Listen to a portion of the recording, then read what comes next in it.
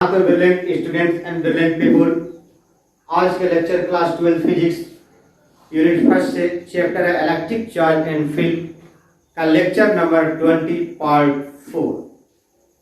तो lecture number 20 part 4 में हम बात करेंगे कि how to find electric field intensity due to a infinitely long uniformly charge wire, यानी एप्लीकेशन ऑफ गॉस लॉ को हमने पढ़ाया क्यों,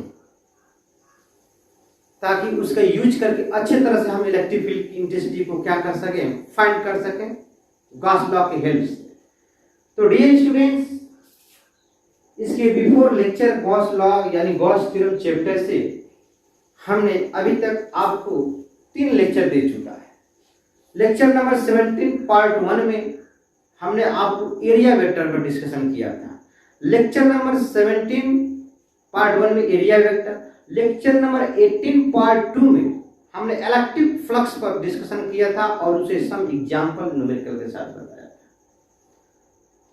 लेक्चर नंबर 19 पार्ट 3 में हमने डिस्कशन किया था dear students Gauss law, Gauss theorem.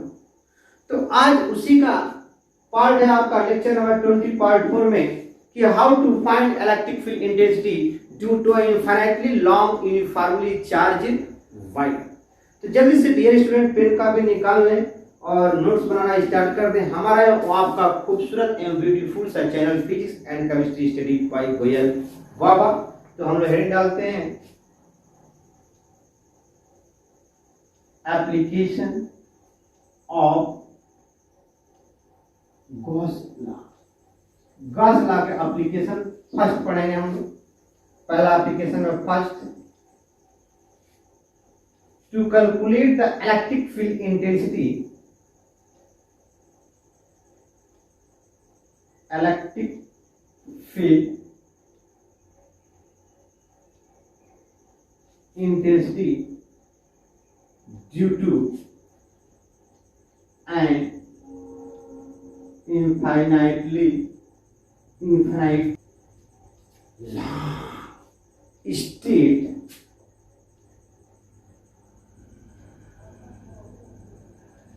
long state uniformly charged wire or line। ये आपका हेडिंग है electric field intensity due to and infinitely uniformly charged wire or line। ठीक है, अब ध्यान दें, आपके पास ये infinitely लॉन्ग वायर है, infinitely लॉन्ग वायर है। इस वायर पर आप प्लस क्यू या माइनस क्यू चार्ज दे सकते हैं। प्लस क्यू चार्ज का electric field intensity radially outward, minus charge के कारण क्या हो जाएगा, इनवर्ट हो जाएगा। तो हमने इस पर प्लस क्यू चार्ज दे दिया। ध्यान से सर, ये प्लस क्यू चार्ज दिया और यह क्या है, ये इनफाइनाइटली लॉन्ग वायर है, इनफाइनाइटली लॉन्ग वायर है। तो इस प्लस क्यू चार्ज जब दिया जाएगा तो इस वायर पर रिडिस्ट्रीब्यूशन हो जाएगा। इस चार्ज के कारण, इस लाइन चार्ज के कारण, वायर चार्ज के कारण इंटेंसिटी इधर देखेंगे तो 2 आपके राइट साइड जाएगी, इधर देखेंगे तो आपके लेफ्ट साइड जाएगी। यानी हर एक पॉइंट पर अगर हम इससे स्मॉल r डिस्टेंस पर एक पॉइंट माने, सेम यहां माने, सेम यहां माने, मानते चल, इस इनफाइनाइटली लॉन्ग स्ट्रेट वायर के कारण हर एक एवरी पॉइंट पर इंटेंसिटी आपकी क्या होगी, सेम होगी। यानी सेम होगी तो इस लाइन को हम एक सिमेट्रिकल लाइन बोल सकते हैं। क्या बोलेंगे, symmetrical line. This symmetrical line are known as Gaussian circle, are known as Gaussian circle. Same इसी इतना ही डिस्टेंस पर अगर इधर लेते हैं हम स्मॉल r डिस्टेंस पर एक पॉइंट, यहां पर इसी वायर से, यहाँ उसी डिस्टेंस पर, इसी वायर से सेम डिस्टेंस पर, यानी इस वायर से सेम डिस्टेंस इधर हमने लिए, जितना डिस्टेंस इधर लिया उतना ही डिस्टेंस हमने लेफ्ट साइड ले लिया वायर पे। तो इस वायर के लेफ्ट साइड हर एक एवरी पॉइंट पर इलेक्ट्रिक फील्ड क्या होगी, टू अवे, और कांस्टेंट होगी, सेम होगी। तो इसलिए इस लाइन को हम एक सिमेट्रिकल लाइन बोल सकते हैं, इमेजिनरी लाइन बोल सकते हैं। This imaginary lines are known as Gaussian surface. This imaginary lines are known as Gaussian surface. इस सिलिंड्रिकल का लेंथ हम मान लिया, हमने क्या किया। अब ध्यान दें आप, इस प्लस चार्ज के कारण इंटेंसिटी इधर जाएगी, टू अवे, इधर जाएगी, इधर भी जाएगी, प्लस चार्ज के कारण टू अवे जाएगी। आपकी इंटेंसिटी क्या होगी, टू अवे होगी। ध्यान से समझें, ये इंटेंसिटी आपकी क्या होगी, टू अवे होगी। यानी इनफाइनाइटली लॉन्ग स्ट्रिप वायर के कारण इलेक्ट्रिक फील्ड इंटेंसिटी क्या होगी, तो आपकी टू अवे होगी। अब ध्यान दें, इस वायर के कारण इस आर डिस्टेंस पर अगर आप देखते हैं तो electric field intensity to away होगी, ठीक है। और एरिया वेक्टर भी क्या होगा, इस नॉर्मल के सिमेट्रिकल सरफेस यानी कर्व सरफेस के परपेंडिकुलर आउटवर्ड, यानी ये हो गया आपका डीए वेक्टर। दोनों के बीच ये डीए वेक्टर कर्व सरफेस के परपेंडिकुलरली आउटवर्ड होगा। इलेक्ट्रिक इंटेंसिटी तो ऑलवेज क्या है, perpendicular to infinite to straight long wire. अब हम अगर यहाँ पर एक स्मॉल एलिमेंट का एरिया ले लेते हैं, स्मॉल एलिमेंट जिसकी एरिया क्या है, डी ए, ठीक है। और इस चार्ज के कारण, इस लाइन वायर के कारण इलेक्ट्रिक फील्ड किसी डायरेक्शन यूं हुआ। कहीं पर आप देखें स्टॉप फेस पर एरिया वेक्टर इधर चला जाएगा और इंटेंसिटी आपकी इधर चली जाएगी, कहीं पर टॉप फेस पर। यानी इलेक्ट्रिक फील्ड और एरिया, इलेक्ट्रिक फील्ड और एरिया के बीच एंगल क्या बनेगा, यहाँ पर theta equal to 90 degree top face पर। इसी तरह हम बॉटम फेस पर बात कर ले, बॉटम फेस पर बात कर लेते हैं। तो बॉटम फेस पर भी एरिया वेक्टर इधर होगा क्योंकि नॉर्मल टू द सरफेस, और इंटेंसिटी भी आपका ये होगा। कहीं पर भी देख लें, यहाँ देख लेंगे एरिया वेक्टर यूं, इंटेंसिटी हो जाएगी यूं। यहाँ पर देखें इंटेंसिटी का डायरेक्शन यूं हुआ और इलेक्ट्रिक इंटेंसिटी एरिया वेक्टर का डायरेक्शन ये हुआ, यानी डीए वेक्टर और ये हो गया इलेक्ट्रिक फील्ड। तो इस सिलिंड्रिकल सरफेस को हम क्या मानेंगे, गॉसियन सरफेस मानेंगे। थोड़ी देर बाद और हम कर लेते हैं। यह एक इनफाइनाइटली लॉन्ग स्ट्रेट वायर है आपका। तो इनफाइनाइटली लॉन्ग स्ट्रेट वायर को हम बोलते थे linear charge wire. Linear charge wire है, linear charge density is equal to charge per unit length होता है, यानी Q अपॉन एन। अगर आपसे कोई पूछे कि लीनियर चार्ज वायर पर, यानी लीनियर चार्ज वायर, इस वायर पर कितना चार्ज है, तो आप बता सकते हैं भाई नहीं, क्योंकि इनफाइनाइट पे कैसे चार्ज जोड़ेंगे आप। इसलिए आप क्या लेंगे, यहाँ पर इस इनफाइनाइटली लॉन्ग स्ट्रेट वायर का लीनियर चार्ज डेंसिटी आप लैम्डा लेंगे। जैसे 1 मीटर लेंथ का लीनियर चार्ज डेंसिटी लैम्डा है, तो 2 मीटर लेंथ का 2 लैम्डा, 3 मीटर लेंथ का 3 लैम्डा, 4 मीटर लेंथ का 4 लैम्डा कंसीडर कर लेंगे। इस तरह से हम निकाल सकते हैं। तो इसको हम क्या कहेंगे, linear charge density lambda equal to charge per unit length. अब ध्यान दें, हमारे पास थोड़ी बात को समझे। जैसे मान लीजिए ये हमने इसको सिलिंड्रिकल शेप बनाया, देखिए यहाँ, और इसके अंदर एक इनफाइनाइटली लॉन्ग स्ट्रेट वायर है, इनफाइनाइटली लॉन्ग स्ट्रेट वायर है। इसको हमने माना टॉप फेस, इसको माना बॉटम, और इसको माना क्या, कर्व सरफेस। तो इस कर्व सरफेस के कारण इस लाइन वायर के पर चार्ज कैसा है, पॉजिटिव। तो इस लाइन वायर पर चार्ज पॉजिटिव, तो इस पॉजिटिव चार्ज का इलेक्ट्रिक फील्ड इंटेंसिटी चारों तरफ क्या होगी, इस कर्व सरफेस के परपेंडिकुलर जाएगी। तो कर्व सरफेस यानी रीजन हम मान लिए इसको क्या, थर्ड रीजन, इसको आप मान लेंगे फर्स्ट रीजन, इसको मान लेंगे हमने सेकंड रीजन। अब सेकंड रीजन और फर्स्ट रीजन दोनों रीजन पे इंटेंसिटी और एरिया वेक्टर के बिटवीन एंगल आपका क्या मिलेगा, तो 90 डिग्री मिलेगा। किसके किसके, electric field and area vector के बिटवीन एंगल आपको 90 डिग्री मिलेगा। आई होप इतनी बात समझ में आ गई होगी।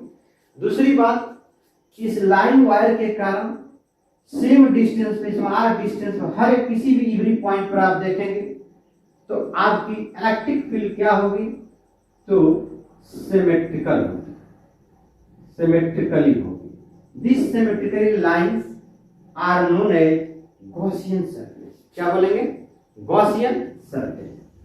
ये आपका गॉसियन सरफेस है।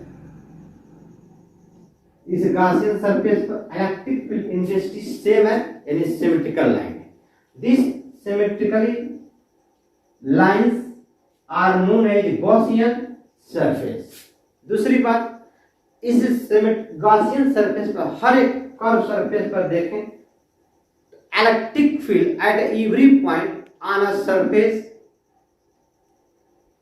इज सेम, यानी सिलिंड्रिकल के हर पॉइंट पर स्मॉल डिस्टेंस वायर से देखेंगे तो इलेक्ट्रिक फील्ड इंटेंसिटी क्या मिलेगी आपको, तो सेम मिलेगी। आई होप इतनी बात समझ में आ गई होगी। दूसरी बात ध्यान से समझें, टॉप फेस, बॉटम फेस और कर्व फेस, तीन पार्ट में इसको हम लोग क्या कर देंगे, डिवाइड कर देंगे, ताकि होल सिलेंडर का इलेक्ट्रिक फ्लक्स क्या हो सके, हमें ऑब्टेन हो सके। तो इलेक्ट्रिक फ्लक्स के हेल्प से हम इलेक्ट्रिक फील्ड इंटेंसिटी का फार्मूला प्रूव करेंगे। तो आइए हम लोग देखते हैं।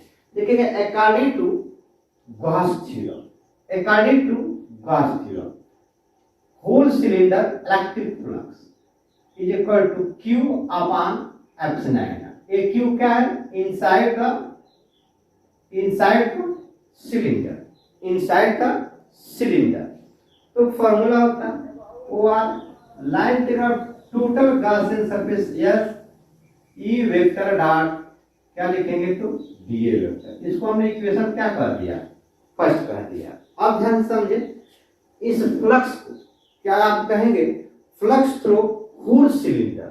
ये फ्लक्स थ्रू होल सिलेंडर और स्मॉल एलिमेंट का आपको इलेक्ट्रिक फ्लक्स मिल गया, हर यहाँ का, यहाँ का, यहाँ का, तो तीनों को ऐड कर देंगे तो यह क्या मिलेगा, line integral total Gaussian surface cylinder S E vector dot DA vector. यानी हम कह सकते हैं कि the cylindrical Gaussian surface is divide cylindrical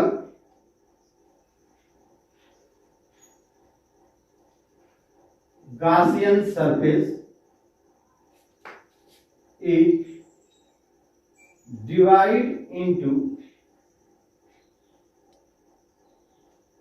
three parts. Three parts में हमने क्या किया, डिवाइड किया। क्या क्या माना, first, second and third. First top face, second bottom face और थर्ड आपका क्या हो गया, कर्व सरफेस। यानी that is top face, bottom face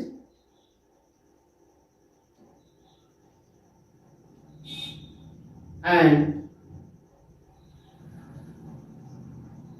curve surface and curve surface, ये चीज माना है। ठीक है, अब ध्यान से समझे,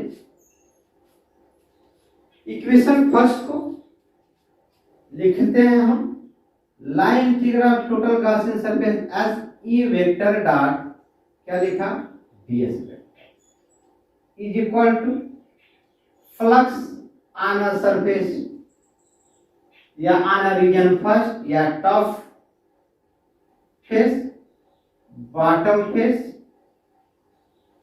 and curve face, third region. इसके जगह हम लिख सकते हैं, ध्यान दें, line integral of top face E vector dot D vector plus line integral of region second यानी bottom face E vector dot क्या लिख सकते हैं, DA vector plus line integral of curve surface यानी region third E vector dot DA vector. ठीक है, और इसके जगह हम लोग क्या यूज कर सकते हैं, Q upon epsilon not. I hope इतनी बात समझ में आ गई होगी। यानी यह टोटल फ्लक्स हमने ले लिया। क्या ले लिया, टोटल फ्लक्स। अब देखिए for a surface first and second angle between E vector and area vector 90 degree, E vector and area vector 90 degree. इसको हम मान लेते हैं इक्वेशन सेकेंड। तो for first and second region angle between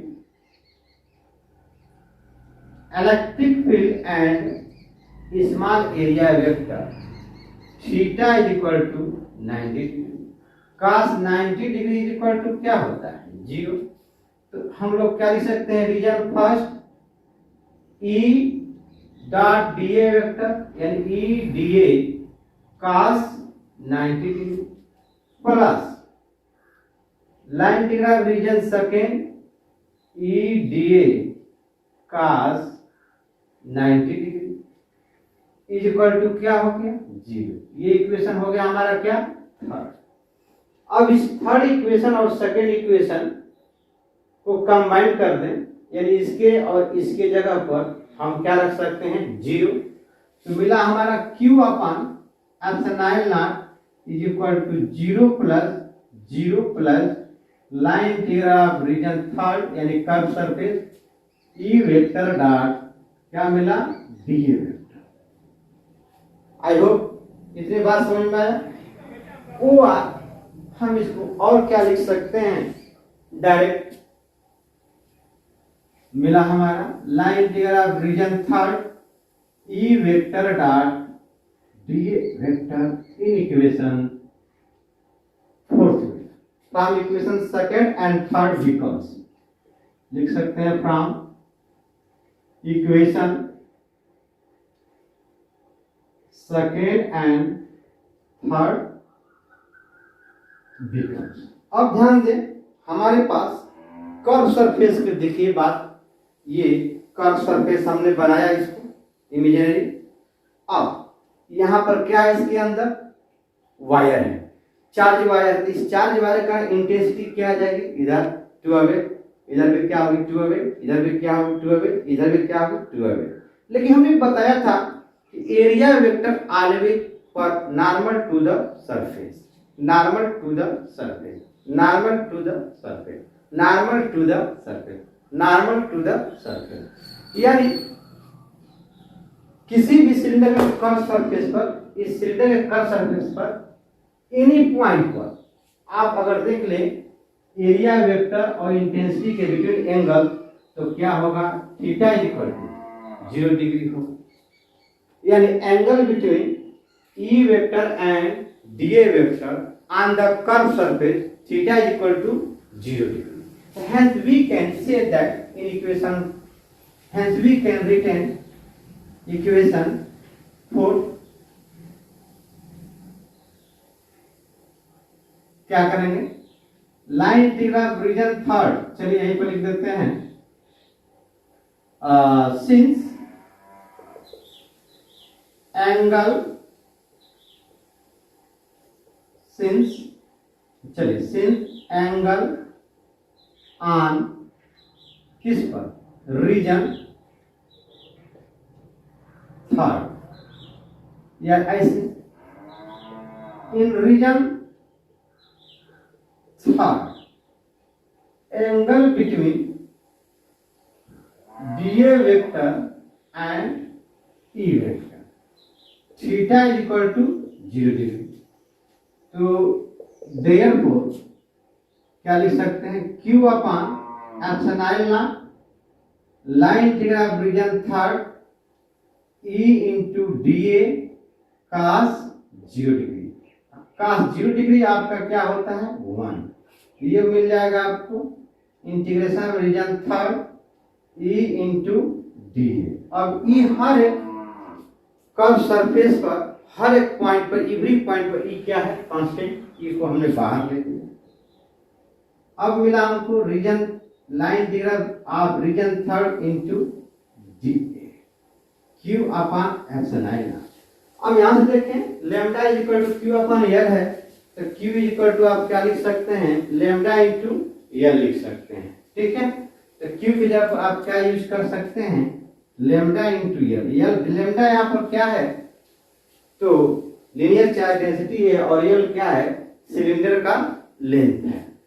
अब इसकी जगह पर बट लाइन डिग्राफ region third into D A, तो हम कह सकते हैं कि area of the curve surface of the cylinder, area of the curve surface of the cylinder, area of the curve surface of the cylinder क्या आ जाएगा 2 पाई आर इंटू एल हो जाएगा। ये वैल्यू यहाँ पर पुट कर दें तो lambda into L upon epsilon naught E into 2 pi R into क्या मिल जाएगा। आर क्या है सिलेंडर का रेडियस है, एल से एल क्या हो गया cancel, E equal to formula मिला हमको lambda upon 2 pi epsilon naught into R. देखिए खूबसूरत सा सुंदर सा फॉर्मूला मिला, यानी यहाँ पर electric field intensity due to a point charge के लिए फॉर्मूला मिला था E is equal to 1/4 pi epsilon naught into Q upon R का स्क्वायर।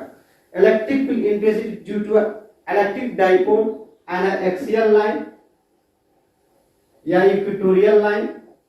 एक्सियल पर मिला था हम लोगों का formula 1/4 pi epsilon naught into 2P upon R का पावर Q। इक्वेटोरियल पर फॉर्मूला मिला था 1/4 pi epsilon naught into P upon R का पावर Q। लेकिन यहीं पर गॉस थ्योरम के हेल्प से हमने infinitely long straight uniformly charge वाले के लिए हमने इलेक्ट्रिक फील्ड इंटेंसिटी का फॉर्मूला देखा। तो इलेक्ट्रिक फील्ड इंटेंसिटी का फॉर्मूला मिला आपका E is inversely proportional to R का स्क्वायर। अब R और पॉइंट चार्ज के लिए फॉर्मूला मिलता है आपका 1/r का स्क्वायर। तो यहाँ पर और electric field intensity due to electric dipole and axial line 1/r का पावर Q, चाहे एक्सियल हो चाहे इक्वेटोरियल हो।